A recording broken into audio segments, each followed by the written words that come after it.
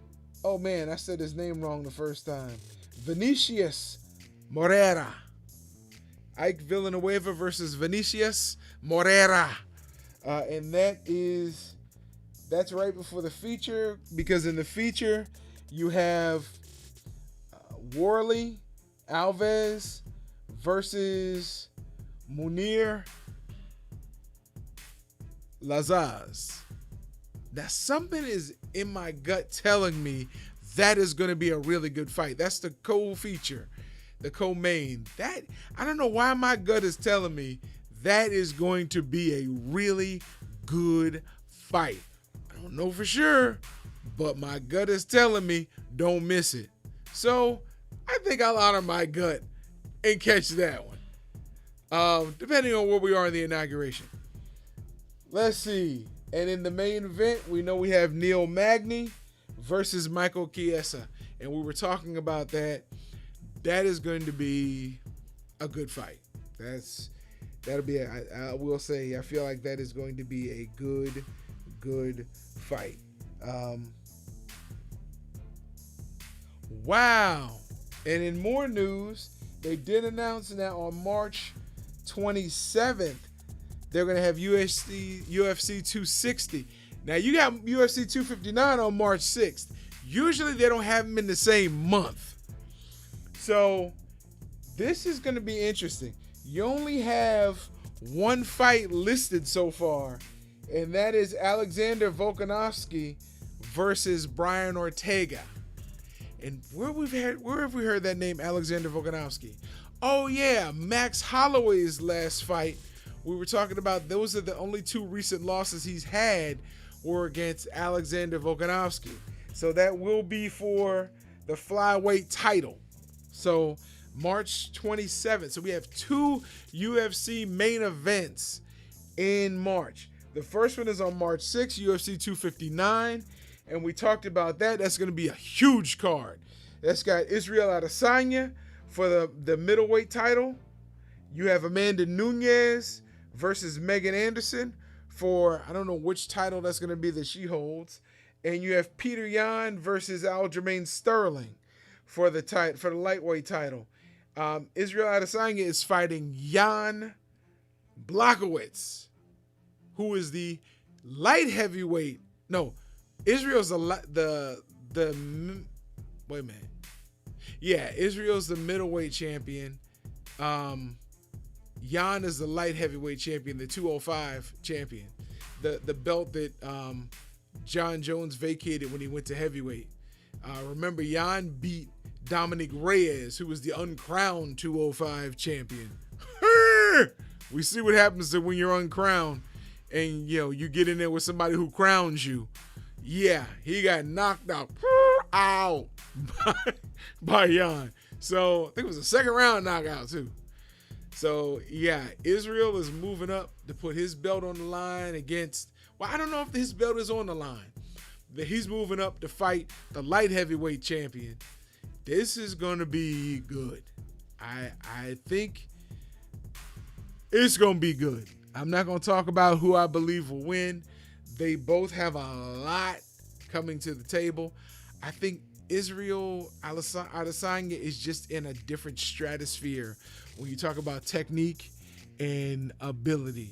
But Jan is strong, brutish, and has a chin and comes forward and is very precise with his strikes. As Dominic. He'll tell you. So I'm looking forward to that fight. That's going to be UFC 259. That's on March 6th. And as I said, they just released UFC 260 on March 27th. It's funny because UFC 258 still only has one fight. And that fight is Chris Weidman versus Uriah Hall. And that's on February 13th. Oh, what a Valentine's Day treat. Take your baby out to let her see somebody get busted up and then ask her for some. I'm just saying, what an opportunity right there. What an opportunity. February 13th, day before Valentine's Day, you got UFC 258. Less than a month later. Less than a month later, you got UFC 259, like 2 weeks, 3 weeks after that. And then less than a month after that, you got UFC 260.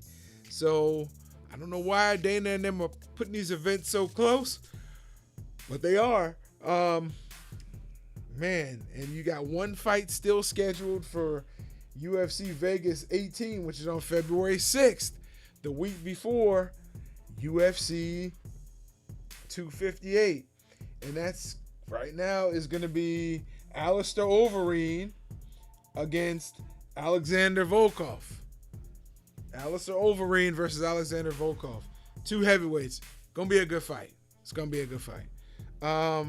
Anytime Overeem's in a fight, it's really a good fight. So this weekend, we have, I don't know. I'll talk about it because I don't know if we're gonna be able to get to it on Thursday. This weekend in Abu Dhabi, yet this fight comes on to 10 p.m. Go figure. You have Dustin Poirier versus Conor McGregor. That is the main event.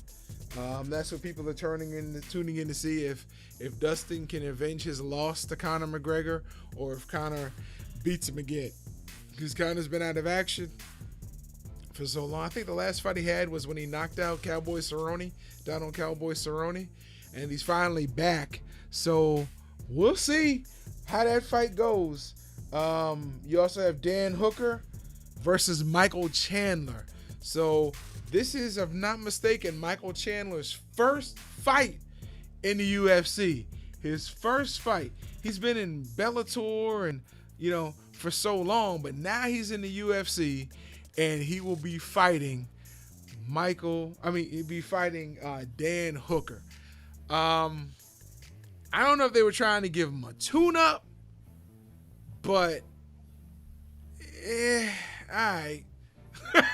I could have seen a better fight for him than Dan Hooker, even though Dan Hooker is a really good fighter. So, did we just come from a Pride March? Yeah, man. The Proud Boys in the building, man. Make America great again starting Wednesday.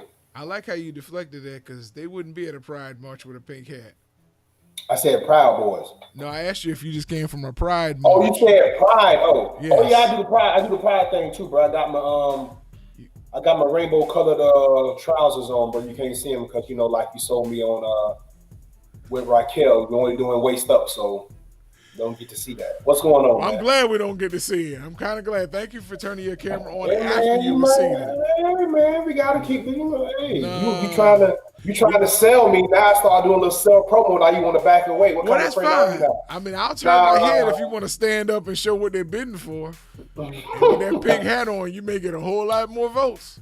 You gotta relax, brother. You gotta relax. Hey, that's what they're gonna tell you. Relax. Just relax.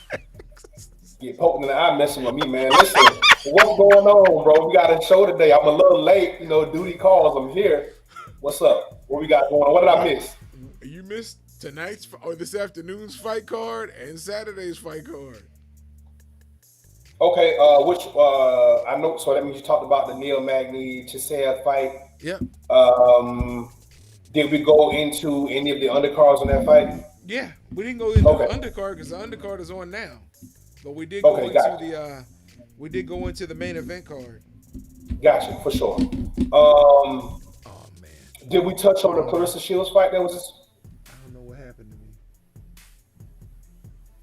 Are you still there? Yeah, I'm here. Can you hear me? Yes. Keep talking. I'm trying to get my audio back working. I don't know what happened. Oh, okay. But yeah, I was just chiming in to see if we had talked about the Clarissa Shields fight that was just announced for March 5th, headlining her first pay-per-view fight at the Dork Arena in Flint. So the hometown hero gets a hero's welcome. She gets to come back home and fight and to put her straps on the line on March 5th. So congratulations to Clarissa Shields for that. Interesting though, because we've seen her doing so much MMA training, but this is actually a boxing match. So I think she said when we heard her interview Was it 3 MMA fights and 2 boxing matches, or am I getting those reversed? You remember? Who was that you were talking about? Clarissa. Clarissa? I think she said 2 MMA and 1 boxing. She said 3 fights total at least this year.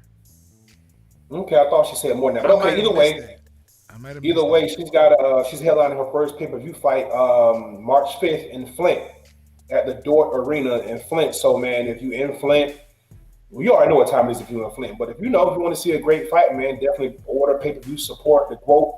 Like support all fighters on this platform. You said the Dork Arena? Dort, D-O-R-T, Dort. Oh, okay. Yeah, it was weird when I read it too. I was like, Dort, but I guess that may be an acronym for something else. I don't know. It's interesting that you referred to her as the GOAT after our interview with Raquel Miller. Clarissa's the GOAT and Raquel's the Beast. I'm only going by what they call themselves, bro. I'm not bestowing that on anybody. Well, I mean, yeah, nowadays you can put any kind of title you want on yourself and people just adopt it. I kind of forgot about that. Now, I mean, it's obvious that Raquel is a pretty beast. And that she's certified as an ass kicker. So yeah, we ain't taking nothing away from Raquel. That's family, and I'm ready to see her line them up. Hopefully we get to see the fight with her and Shields, but based on what she was saying, the way things are looking, the landscape, I don't know if we'll ever get a chance to see that fight, bro. But hopefully we can get Clarissa on the platform and she can talk about that too. But until then, gotta wait and see. Yeah, I would love to get both of them on here. I'd love to just get both of them on here. Let's iron it out. Let's pick a day. But I understand the way the powers that be operate. They would never allow that to be dictated by the fighters. The days when Ali got together with Joe Frazier and they ironed it out in a vehicle, taking a ride, and then they went to the promoters and said, "Look, this is what we want to do." Right. They realized that they had the power. Nowadays, people want to say they have the power, but they don't want to show they have the power because they're afraid they might miss out on something. That's just from my perspective.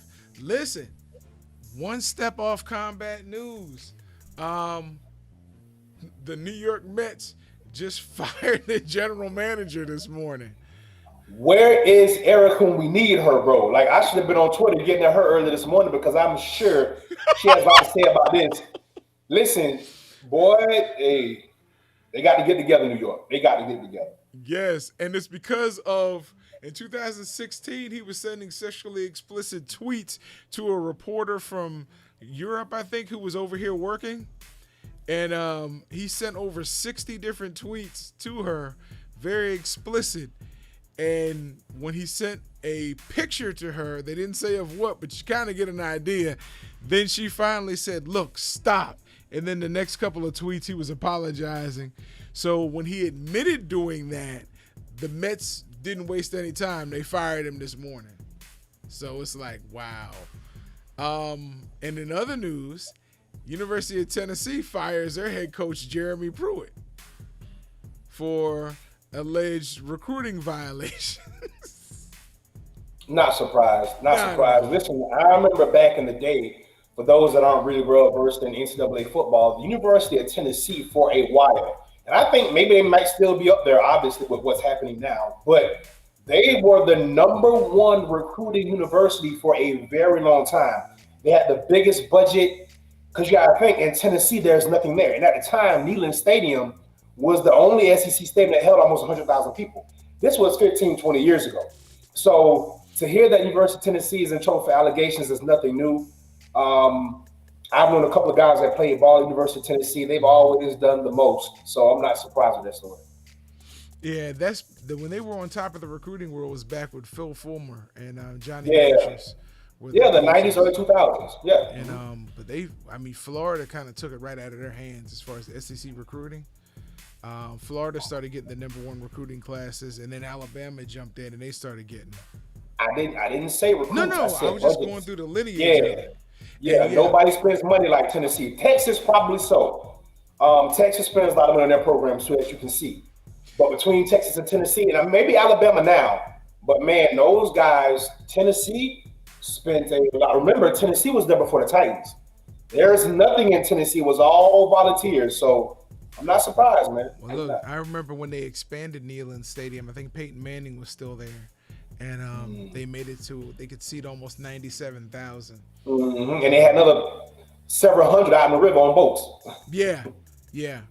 It's amazing though because University of Washington back in 2012, 2013, they tore their stadium down and built a new one that looks almost just like the old one. And it only seats 75,000.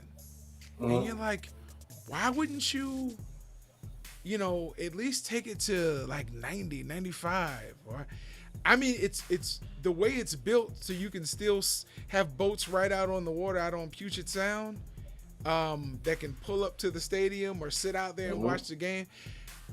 I always loved it. And it's amazing. The stadium only seats 75,000, but it's still considered one of the top 2 to 3 loudest stadiums in the country. Isn't Oregon high up there too?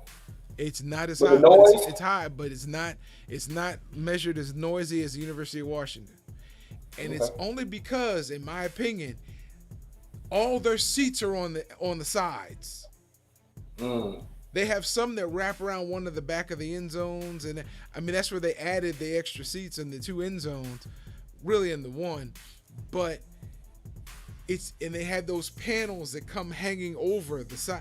I mean, if you ever get a chance to look at that stadium, I've been out there and I've seen it personally before they rebuilt it, and it was an ominous stadium then, because all of your seats are pretty much you got 75,000 people just sitting on the sides, and now it hangs down. They took the track away, and the seats almost come to the field. It's very loud, bro. But you talk about spending money. There are 2 schools out west that spend probably as much, if not more, than Tennessee. One is University of Oregon. You just mentioned it because of their big sponsor, Phil Knight of Nike, and USC.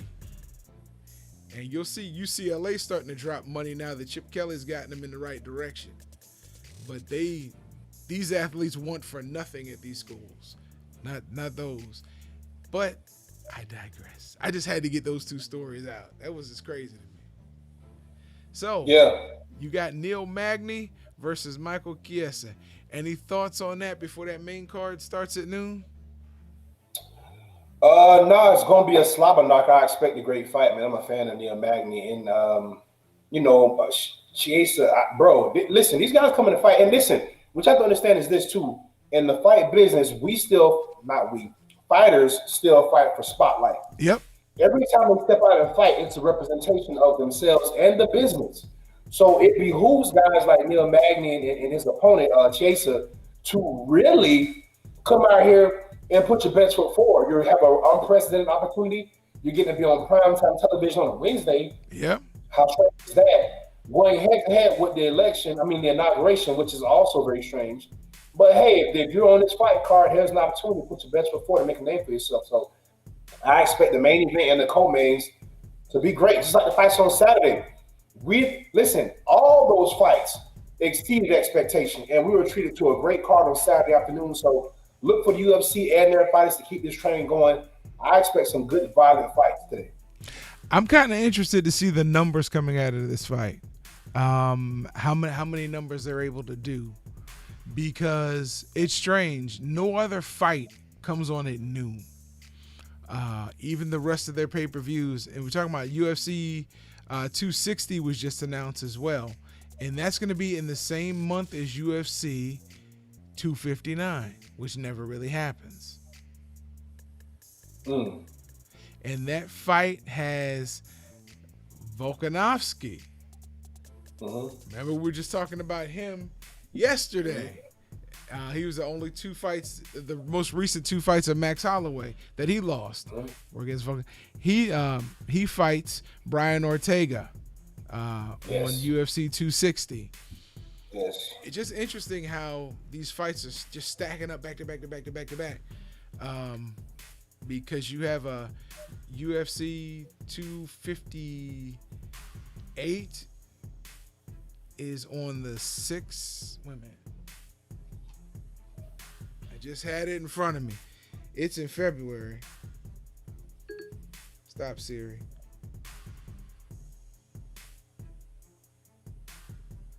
Okay. Yeah, UFC. We got UFC Vegas 18 is going to be on February 6th. So we really have no fights after the UFC 257, which is on January 23rd. That following weekend, there are no UFC fights.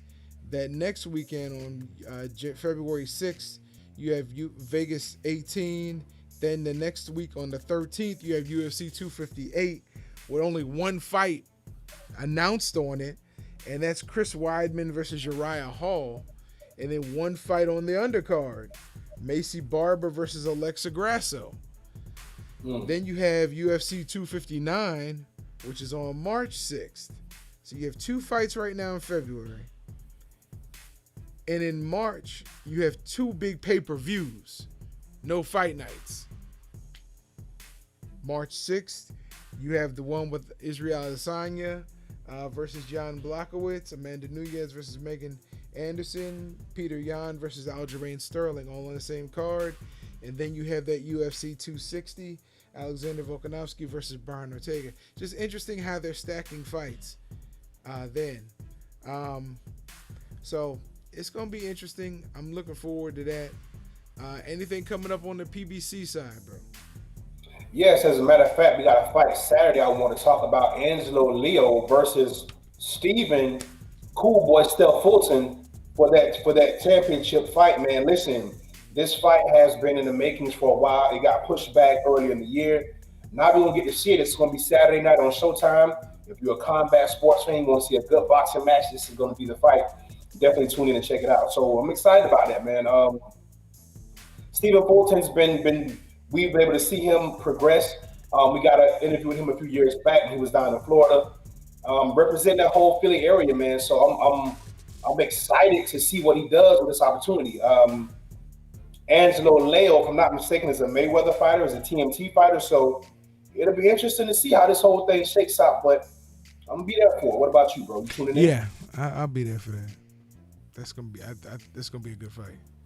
Yeah. And I mean, look, Stephen Fulton, this is his coming out party, man. I mean, he's fighting a guy that's undefeated, a guy that's a hard puncher, a guy that's coming forward to fight. So we'll get to see Stephen mix up his boxing and his punching. Styles make fights, but this is going to be a good one. Quick story, I met Stephen Fulton a few years back in Miami, courtesy of one brother Nassim. It was interesting because I was there to talk to Teofimo Lopez. And as I'm talking to Teofimo Lopez, I see Stephen Fulton walk by.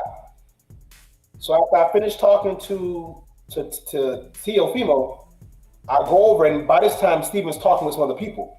And Brother Nassim is standing, I'm like, hey, you think I can get an interview with him? And he was like, with this kid, you might want to get him out. He's going to be the next star. So what Brother Nassim said is true. Man, the sky's limit for Stephen Fulton, so I'm here for it. Nice. I remember when you went and talked to Lopez. It's gonna. You got me excited about that fight. You actually got me. Yeah, excited bro, about it's gonna be a good one, bro. I mean, we have two contrasting styles, and we have a Philly kid against a Mayweather back fighter, bro, a hard charging guy, and Angelo Leo. So yeah, man, it's going to make for a good fight. Never really seen Stephen. Oh, go ahead. No, I was just going to say, Stephen Fulton is not known for his power. He only has 8 knockouts in 18 fights, but boy, he's a hell of a boxer. Coming from Philadelphia, we're going to see a lot of skill in that fight. So I'm excited for it, man. I'm excited. It's good to see fights like this because you learn a lot about both fighters, but especially against a guy who prides himself on being a boxer first, being able to watch him deal with someone who's going to come forward and punch him hard like Leo. I think it's going to make for a good fight. I think you're right. Hey, I want to jump off of boxing for a moment. Okay. We talked about that they announced this week that the WWE is bringing WrestleMania back to Raymond James Stadium, correct? Okay, correct. Did we talk about that on Sunday? I mentioned it. We didn't get it. We didn't dive into details on it, but I did mention it. Okay. They're also bringing the fan experience, and it's going to be built the whole length of the Riverwalk downtown, and it's free. So, but you will but you will have to go online and reserve in advance, and you You will be have required to to, go through some yeah, minimal COVID screening and a mask and all that jazz. you got to download an app if you Hmm. want to register for the experience, and I ain't gonna be ugly. I'll give you the app. No, no, no, no. That's for the NFL experience for the Super Bowl. Is going to be the Right. length of the Riverwalk. Sorry, they haven't really released all the information for the fan experience for WrestleMania, but they did talk about wanting that to be free as well. We'll see though, because they want money. But Oh my yeah. question is, and even dealing with the NFL experience for the Super Bowl down here, how responsible are you supposed to be as an owner of a team or as the league of owners for the NFL?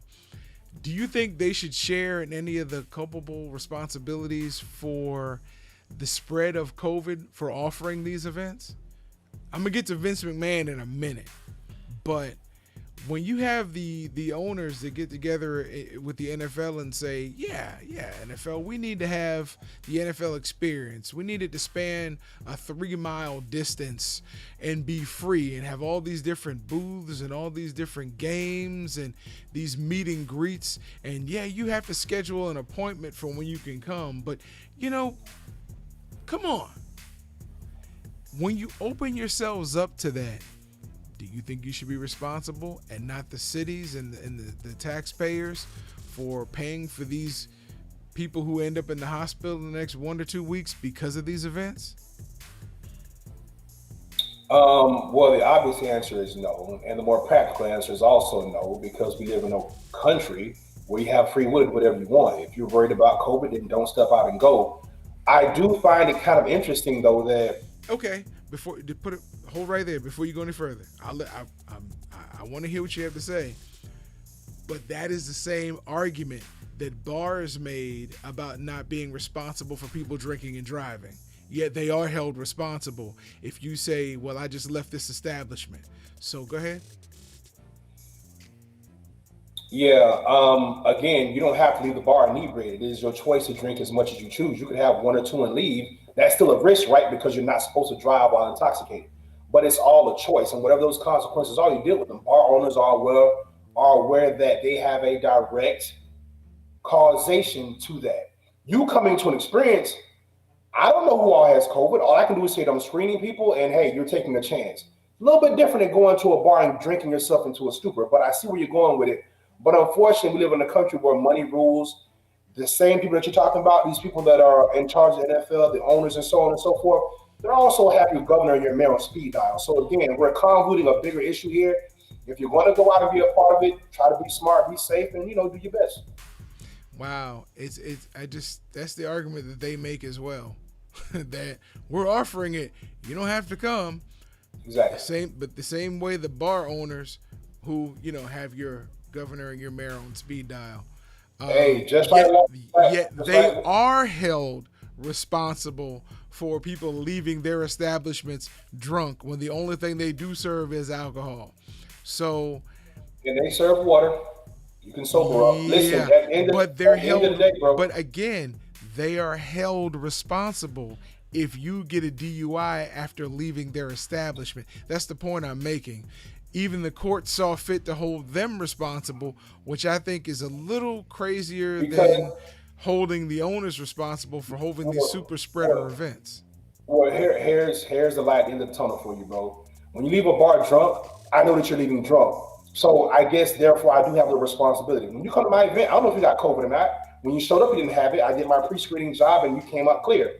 If you get it, hey, I have no way of knowing that you got it, and you don't need it until you get back to where you're going. So as long as you're traveling back outside of the city with that, hey man, what can I say? Oh, and by the way, Publix and Walmart are not responsible either. That's why you can order your groceries online. So pick Right. your poison. But you can't order this experience online. You can't. You don't have to go. You have to You can wait till go. next year. So I mean, we all understand the legal speak of it. I'm trying to talk about the common sense of it, and the Don't common go. sense of it is Don't go. right. Don't go or That's it. don't have it because people No, are no, not no. responsible. I can't stop people from making a living and doing their business, but you cannot go. Let the market dictate what. Wait a minute. Listen, Wait a minute. Wait a minute. let the market. You can't listen, stop people from making a living and doing their business. Listen, not these people. Come on. Not these people. We know who I'm talking about here. You're confusing Joe Public and the average business owner. We're talking NFL. It's not the same. I'm in agreement with you, but at the same time, just don't go. Let the market and the climate dictate how successful the event is going to be. And if you don't want to be a part of it, don't go. Don't go. Let the NFL bear the burden of having a flop event and not making the money. And hopefully next time we get another super spreader virus that'll probably come in the next 3 to 5 years, I'm they'll kind take of a better, glad. they'll take a better approach. I'm kind of glad we didn't have this same mindset when they said, "Hey, we need some laws to protect people from their own stupidities," because that's all this is. Using common sense to protect people from their own stupidities. We're choosing not to do it, so it'll affect all of us in the long run. But hey, at least you can go have fun, and you have the choice to spread COVID or bring COVID back to your coworkers. Go USA! Here's a lot more common sense. How about you take better care of yourself physically? Eat better. Take better care of your immune system.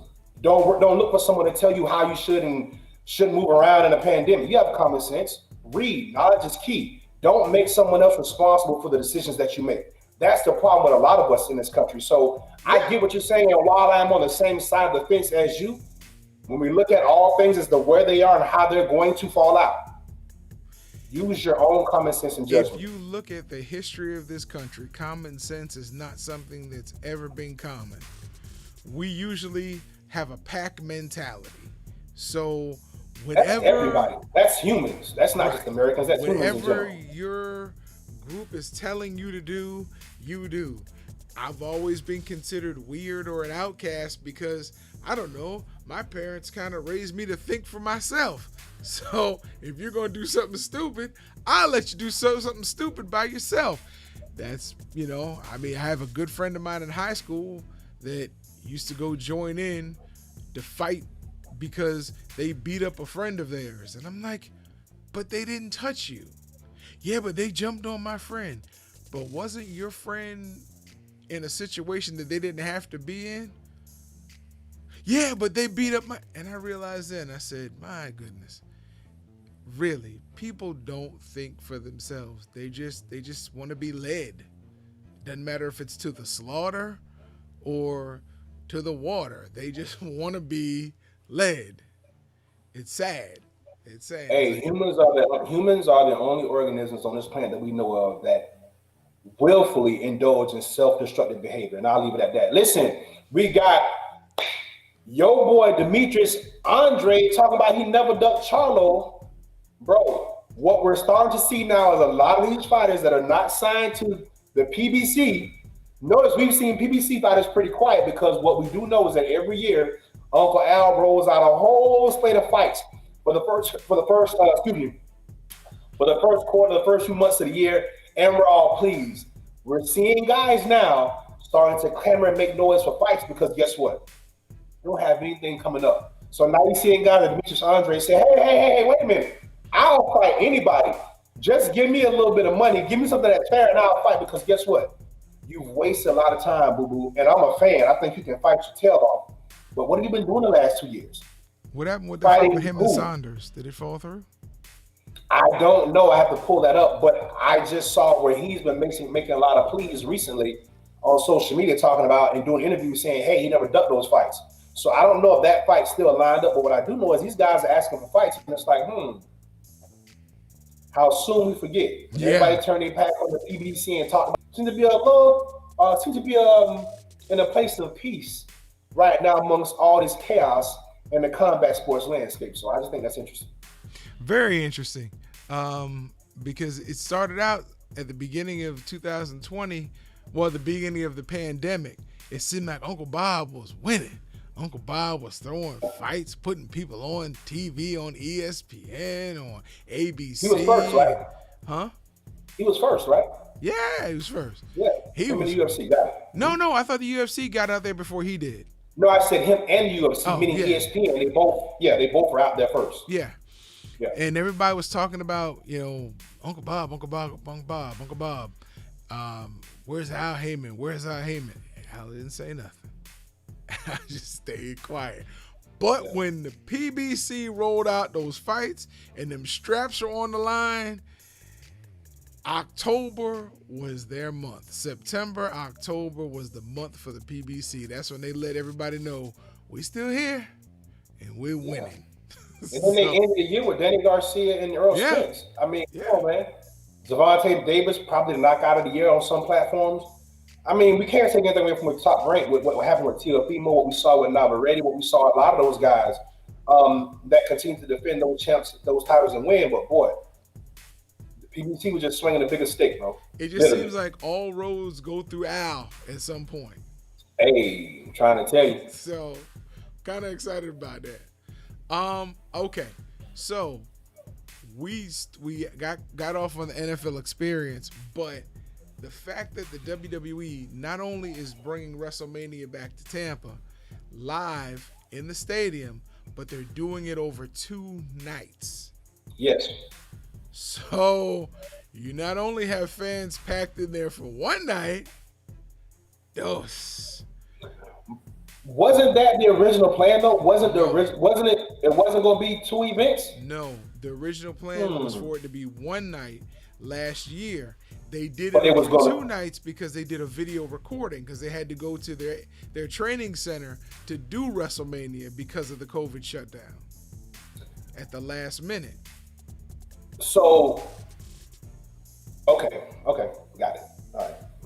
So now they've decided this year we're going to do it over 2 nights, but we're going to do it live. Right.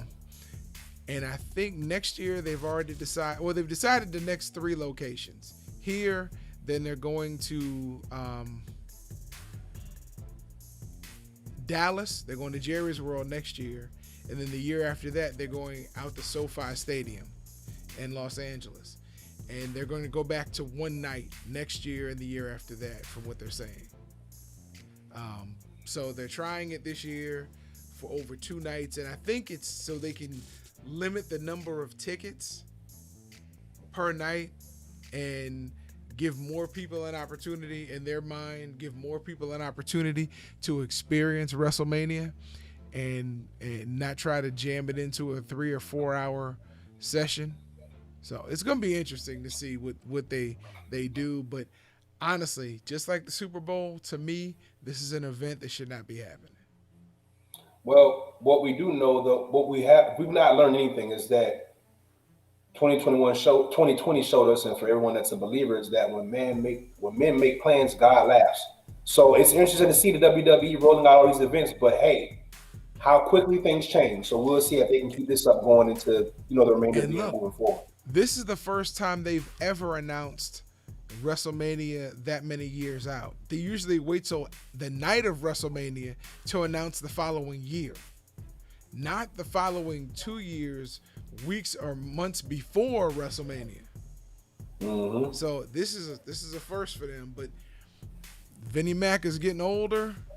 I think he kind of wants to control as much as he can while he can. They already talked about the decline in McMahon's health and who will be taking over the WWE day-to-day operations. It's going to be interesting to see what happens in 2021. I think it's going to be a real defining year for the WWE. Plus, not only are they battling internal issues, but they're also battling AEW. So it's going to be interesting to see how that pans out. Look, we're almost up against it. Wow. Okay. Hey, keep in mind, want to give a shout out and say congratulations early for the inauguration of your 46th president, Joseph R. Biden, and his vice president, Kamala Harris. However you feel about it, it's happening. So, doesn't really matter how you feel about it. Give a shout out to the UFC for whatever reason holding the event at this time. We talked about it at the beginning of the show as to, keep your eye on the news is what I'm telling you. No matter what you're watching, have your phone, tablet, other TV, flip back. Keep your eye on the news, because if there's something that we're not supposed to see or they don't want us to see, in my opinion, that's why this fight starts at noon. So, all right, bro. I'll give my shout outs after you give your salutations. And Um, I don't know, man. I don't know how to feel about much in regards to whatever is happening in Washington. I try not to feed into all these narratives. I'm sure you will keep me posted on what's going on with it. I'll be somewhere trying to do something more productive with my time than worried about those things I can't control. Um, Bro, 2021 is getting off to a good start with us. We got some more high power interviews coming for y'all. Maybe later this week, maybe next week, but you gotta tune in to find out, man.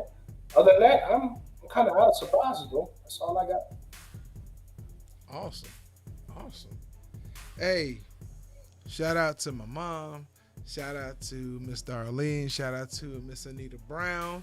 Shout out to Miss Audrey Aubrey.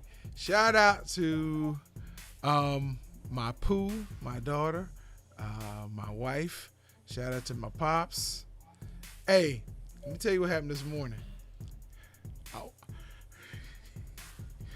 My father-in-law gives my daughter a ride to school every morning.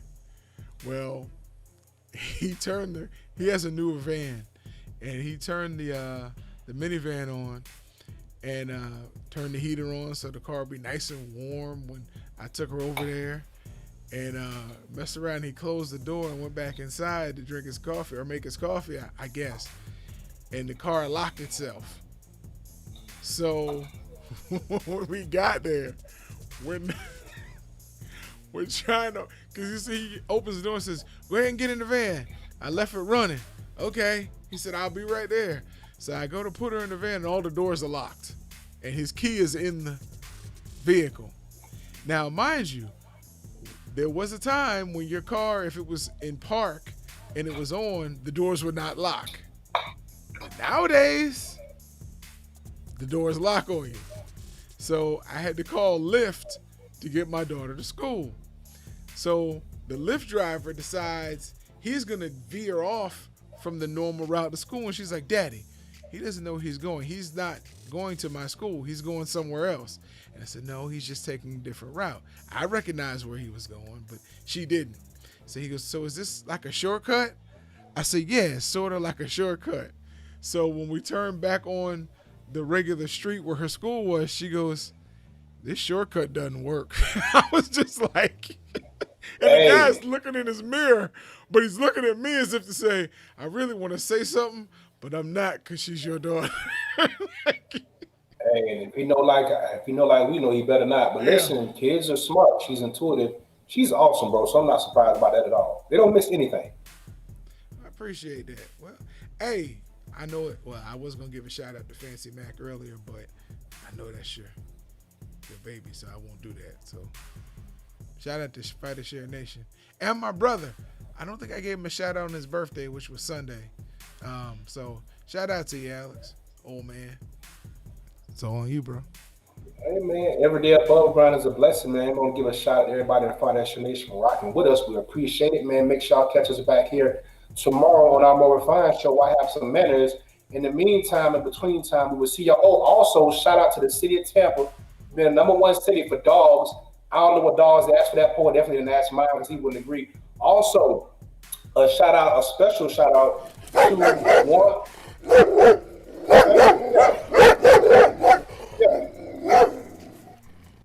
Okay, so there we go. I guess that was an agreement for the city of Tampa being the #1 city in the country for dogs. I'm not so sure, but anyway, shout out to Lee Chi Wei. For y'all that don't know who Lee Chi Wei is, he is a paraplegic that attempted to climb a skyscraper in Hong Kong, got up 800 feet, Wait a minute, and wait a decided the wind was. You said attempted to, so should I buckle my seatbelt on this one? No, you ain't got to. The wind was blowing too hard, so Buddy politely repelled himself back down. But the fact of trying to do that in a wheelchair is remarkable. That's all I got for y'all today, man. We see y'all tomorrow on another time. So, playing back time, playing back place. We'll be ready. Our destination. We'll see y'all. Peace. That's awesome. In a wheelchair.